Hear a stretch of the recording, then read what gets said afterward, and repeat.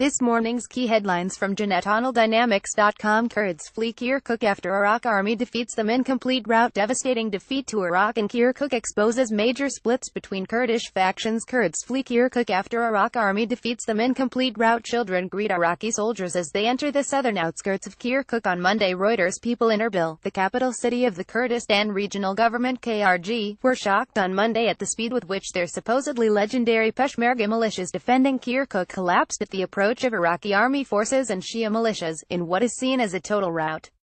For several days, Kurdish forces were locked in an armed standoff. Iraqi government troops and allied Iranian-backed paramilitaries known as Popular Mobilization Units (PMUs) on the outskirts of the city. Kurdish leaders were using the strongest rhetoric, saying that Kirkuk would be defended to the last Peshmerga and that if Iraqi forces attack, they would be soundly defeated. So there is a lot of anger today among the Kurds about how this rout could have occurred so quickly, within about 15 hours. The Kurds took control of Kirkuk in 2014, at a time when the country Iraq seemed to be falling apart, because the so-called Islamic State or ISIS or ISIL or Daesh defeated the Iraqi army quickly and took control of Mosul, making it ISIS headquarters in Iraq. ISIS also took control of vast swaths of land, including many villages, but it was Kurdish Peshmerga militias that prevented ISIS from taking control of Kirkuk as well.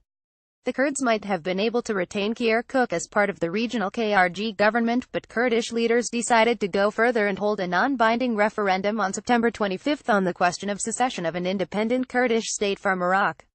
This referendum went ahead despite almost universal international opposition, as the United States, Turkey, Iran, and Iraq expressed concern that the referendum would create unrealistic expectations and destabilize the region. And that appears to be exactly what happened. Once the referendum had passed, Iraq's Prime Minister al-Abadi said that he had no choice but to order military action to capture Kirkuk and prevent a secession from taking place. The rapid advance of the Iraqi forces resulted in quickly seizing control of the city's airport, in addition to an oil field, the strategic K1 military base and the Tazak-Hormatu district southeast of Kirkuk. A convoy of elite Iraqi counterterrorism unit forces took control of the governorate building in central Kirkuk in the afternoon, meeting no resistance. Iraqi forces also took control of the governor's office, which had been left deserted. Al-Abadi said in a statement, "It is my constitutional duty to work for the benefit of the citizens, and to protect our national unity that came under threat of fragmentation as a result of the referendum that was organized by the Kurdish region." The referendum came at a time where the country is fighting against terrorism that has come in the form of ISIS.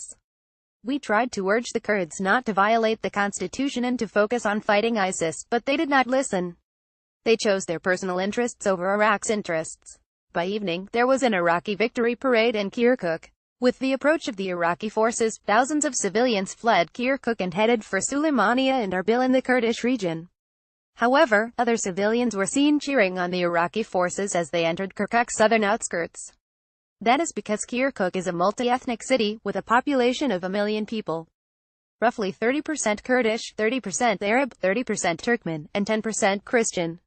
Al Jazeera and Middle East Eye and Iraqi News. Devastating defeat to Iraq and Kirkuk exposes major splits between Kurdish factions. In an article that I wrote 2 weeks ago, I compared 3 different independence movements that are currently in the news: in Catalonia from Spain, in the Anglophone southern Cameroons from Francophone Cameroon, and in Kurdistan from Iraq.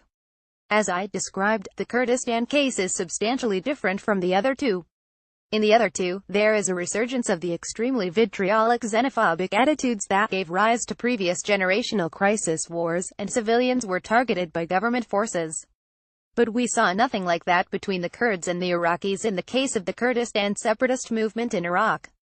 Monday's events modify that assessment. There was a military clash between Iraqi and Kurdish forces, but it was quick and fizzled quickly. There were no reported atrocities, rapes or mass slaughters that are typical of clashes when vitriolic xenophobia is in play. In particular, Monday's military clashes did not target civilians. Instead, what emerged is a major split among the Kurds themselves. There are 2 major factions in Kurdistan, the Kurdistan Democratic Party (KDP) and the Patriotic Union of Kurdistan (PUK), that were formed in the decades following WW2. During Iraq's last generational crisis war, the Iran-Iraq War of the 1980s, the KDP was often aligned with Iran, and the KDP and the PUK fought each other. The two parties have had several brief military clashes since then. As political parties, the PUK and KDP are about evenly split in the population.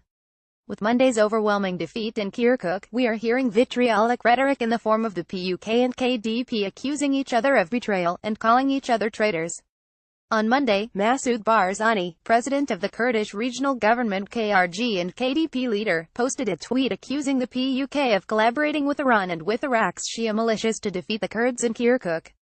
It seems pretty likely that the hostility between the KDP and PUK is going to grow following Monday's humiliating defeat in Kirkuk. Al Jazeera and BBC related articles. Keys: Generational Dynamics, Iraq, Kurdistan Regional Government, KRG, Kirkuk, Sulaymaniyat, Peshmerga, Popular Mobilization Units, PMU, Islamic State of Iraq and Syria, Shamf Levant, ISIS, ISIL, Daesh, Turkey, Iran, Masoud Barzani, Haider al-Abadi, Kurdistan Democratic Party, KDP, Patriotic Union of Kurdistan, PUK. Permanent web link to this article. Receive daily worldview columns by email.